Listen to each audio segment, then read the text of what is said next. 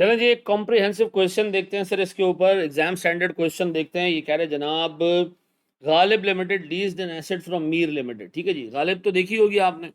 ठीक है जी, अल्लाह बख्शा आमिर लियाकत को यार, जब भी किसी भी ऐसे मुर्दे को याद करें उसके लिए दुआ कर लिया करें। उसकी ज़िंदगी में बहुत सारे डार्क फेजेज होंगे लेकिन बहुत अच्छे काम भी उसने किए, तो मेरी अल्लाह से दुआ है कि अल्लाह ताला उसको अपनी जवार रहमत में जगह दे। ठीक है जी, डाउन पेमेंट है सर हमारे पास 2.5 लाख रुपए की। ठीक है जी सर, एनुअल रेंटल 4 लाख रुपए के eight the end of every year. 5 साल की नॉन कैंसिलेबल लीज टर्म है, 10% हमारा रेट है।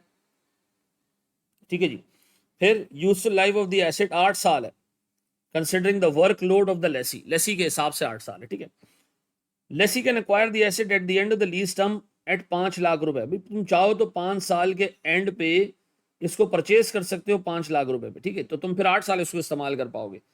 Initially the company thought that the asset will be return after 5 years, but after the completion of second year की completion पे कह रहे हैं कि जी हमने हमारी जो है वो अकल ठिकाने आई और हमने सोचा कि जी प्योरली फाइनेंशियल ग्राउंड पे हम इस एसेट को परचेज करना प्रेफर करेंगे। ठीक है जी सर, ये था मेरे पास पूरा क्वेश्चन। रीअसेसमेंट करनी है। इस बंदे ने आपको रीअसेसमेंट डेट के ऊपर नया रेट नहीं दिया, रीअसेसमेंट डेट के ऊपर हमें नया रेट गिवन नहीं है, तो क्या नया रेट नहीं यूज करना? सर अगर नया रेट होता तो मैं नया रेट यूज करता, जब नहीं है तो फिर नहीं है, क्या कर सकते हैं ऐसा। ठीक है जी, या इस सवाल को कॉम्प्लेक्स बना रहे थोड़ा सा, अज्यूम कर लें सर हमारा rate at second year and market rate. ठीक है जी, ये चल रहा है अराउंड कोई 12%, 12 नहीं करते हैं इसको, हम कर देते हैं 9%। ठीक है जी, चले जी, ये साफ साफ लिख दे भाई।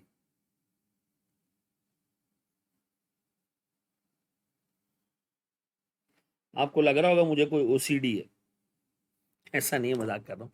ठीक है जी सर, आए जरा इसको एक्सेल पे हम सॉल्व करते हुए देखते हैं। ठीक है जी, चलें जी सर, इसको हम शुरू करते हैं जनाब। हमारे पास सबसे पहले हम लीज लाइबिलिटी मालूम कर लेते हैं। ठीक है जी, लीज लाइबिलिटी मालूम करने के लिए हमारे पास सिर्फ और सिर्फ रेंटल है, अदरवाइज डाउन पेमेंट जो है वो हमारे पास पे होगी आगे जाके। ठीक है, बट डाउन पेमेंट हमारे पास कमेंसमेंट डेट पे ही पे होगी। तो ये मेरे पास कैश फ्लोज हैं, डिस्काउंट फैक्टर है और मेरे पास सर प्रेजेंट वैल्यू है। जी कैश फ्लोज हैं कितने भैया? 4 लाख रुपए का रेंटल है, 5 साल टर्म है, 10% का रेट है।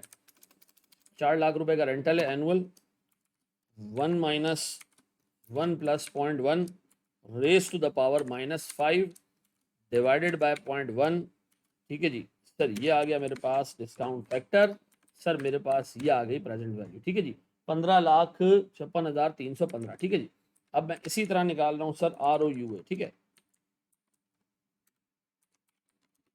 ROU में सर मेरे पास एक तो लीज लाइबिलिटी आ गई सर, आ गई 15 लाख, और मेरे पास डाउन पेमेंट आ गया सर। डाउन पेमेंट कितने की है मेरे बच्चों?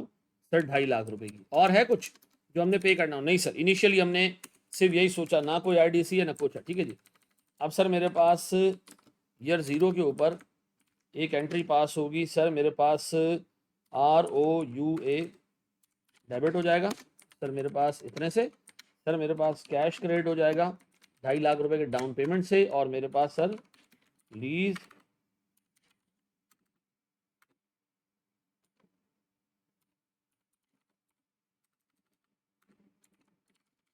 लाइबिलिटी क्रेडिट हो जाएगी कितने से?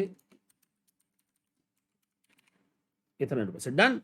अब बताएं सर, मैं एक स्टेप और आगे जाऊं तो मेरे पास सर रीअसेसमेंट हो रही है सेकंड ईयर के एंड पे। देखिए जब सेकंड ईयर के एंड पे रीअसेसमेंट हो रही है मेरे प्यारे भाई, तो हमने क्या करना है सर, हम लीज लाइबिलिटी को ले जाते हैं आगे 2 साल।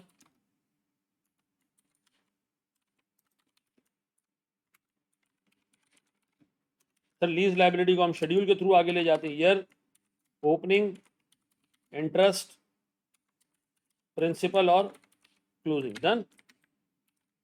सर अगर मैं एक स्टेप और आगे लेके जाऊं उसको, तो मेरे पास ईयर 1 2 दूसरे साल के एंड पे लाइबिलिटी सर मेरे पास स्टार्ट हो रही है इतने से। इंटरेस्ट मेरे पास सर 10% का है सर मेरे पास, 4 लाख रुपए के रेंटल में ये प्रिंसिपल, और सर मेरे पास ये एलिमिनेट हुआ तो ये क्लोजिंग पहले साल के एंड पे, और दूसरे साल के एंड पे मेरे पास सर 9,94,741 रुपए का क्लोजिंग बैलेंस आ रहा है लाइबिलिटी का। ठीक है जी, मैं इसको सर हाईलाइट कर देता हूं, मैं इसको येलो कर देता हूं। डन। अब इसी तरह सर मेरे पास ROUA भी आ रहा है।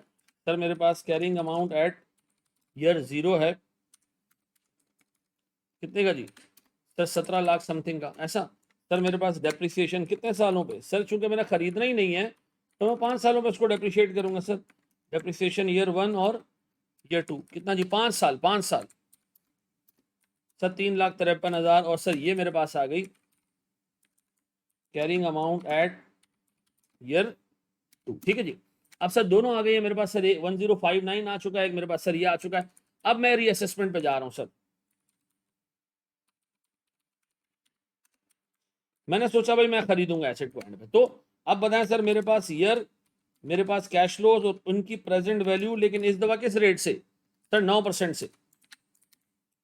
तो बताएं सर मेरे पास कितने साल रह गए? कितने साल रह गए जी? 5 साल की लीज सम थी, अभी भी 5 साल की है सर। 2 साल गुजर चुके, तीसरा 3 साल रह गए। अब मैंने रेंट पे करना है 4 लाख सर, 4 लाख।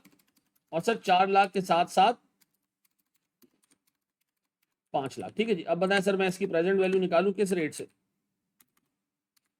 9% से। तो sir raise to the power 1 sir this and this, ठीक है जी। ये आ गई सर मेरे पास 13,98,610 लीज लाइबिलिटी का नया बैलेंस। अब बताएं सर कंपेयर करें।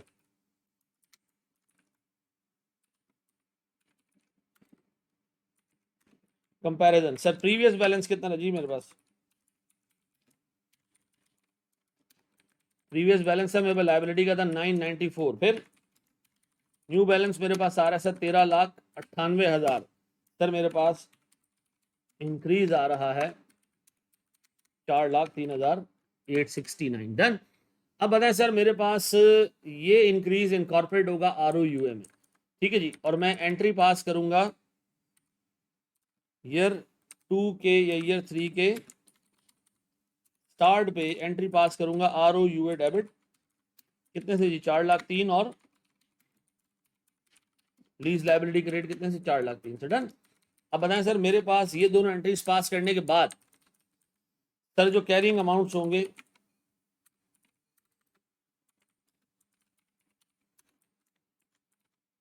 कब? 1 जनवरी ईयर 3 पे वो होंगे सर मेरे पास lease liability. Sir lease liability मेरे पास आ रही है 13,98,000। और सर मेरे पास ROUA पुराना चल रहा था 1059। और ये 4 लाख ऐड होने के बाद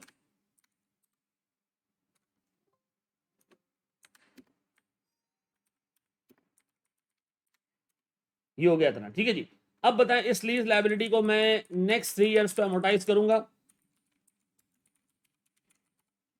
मैं लीज लाइबिलिटी का दोबारा एक शेड्यूल बना रहा हूं sir. Year opening interest principal और क्लोजिंग। यार भाई ये स्पीड जो मेरी एक्सेल पे बनी है ये कोई ओवरनाइट नहीं बनी, आप भी प्रैक्टिस करें, आपकी भी बन जाएगी ऐसी स्पीड।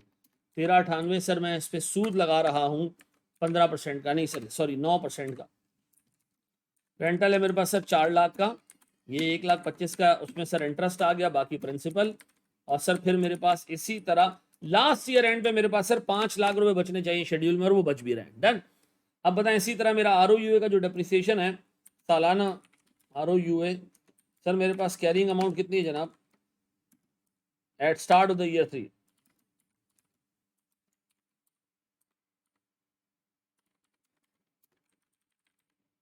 सर मेरे पास डेप्रिसिएशन, याद रखना डेप्रिसिएशन मेरे पास अब कितने साल है रिमेनिंग? सर 8 साल की लाइफ है, 8 साल। 2 साल तुम गुजार चुके हो, 6 ईयर्स मोर, ऐसा डिवाइडेड बाय 6 पक्का। अब बताएं सर मैं एंट्रीज क्या पास करूं सर? मैं एंट्री पास करूंगा सर मेरे पास ईयर 3 के एंड पे एंट्री पास होगी सर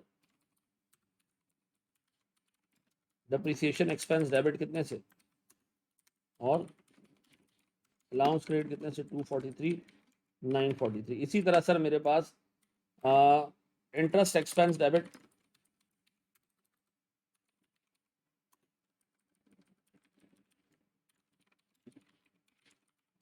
लीज लाइबिलिटी डेबिट कितने से?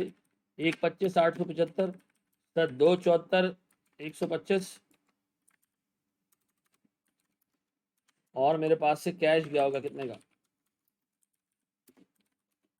सर। इस तरह मैं इस शेड्यूल को आगे तक कंप्लीट करूंगा, लेके चलूंगा सर। इसको अच्छे तरीके से देख लीजिएगा, ठीक है जी। ये हमने एक मुकम्मल क्वेश्चन देख लिया सर, सारी चीज़ों समेत।